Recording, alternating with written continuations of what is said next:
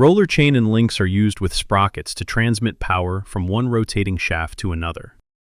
To work together, chain and sprockets must have the same trade number. It's usually marked on the chain. If you don't see a trade number on your chain, you can find it by measuring the pitch or the distance between two pins, the roller diameter and the roller width. Roller chain can have more than one strand. Single chain, also called simplex, is the most common. Double and triple chains, also called duplex and triplex, have a higher capacity than single chains. Links are used to repair or customize roller chains.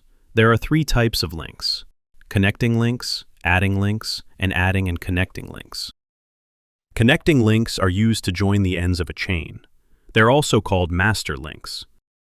To add a connecting link, slide the pins through the rollers at each end of your chain. Place the plate over the pins, then snap the spring clip over the top to hold it in place.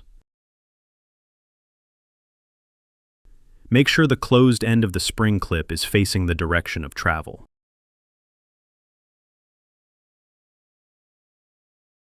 Adding links are used to extend the length of your chain. They're also called roller links or inner links.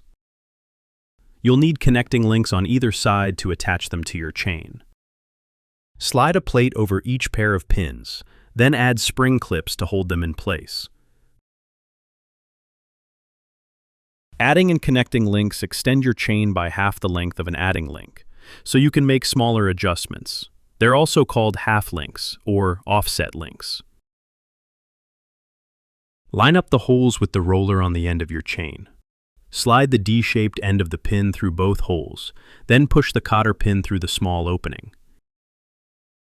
Use pliers to bend each leg of the cotter pin back to secure the link. You'll need a connecting link to attach the other end of the link to your chain. Roller chain breakers are used to disassemble a chain so you can add or remove links. Clamp the jaws of the breaker over the chain. Make sure the breaker's point is lined up with the pin. Rotate the handle on top of the breaker until the pin is pushed through the plate.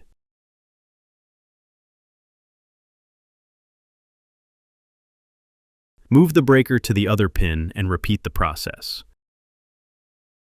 Once both pins have been pushed through the plate, you can separate the chain.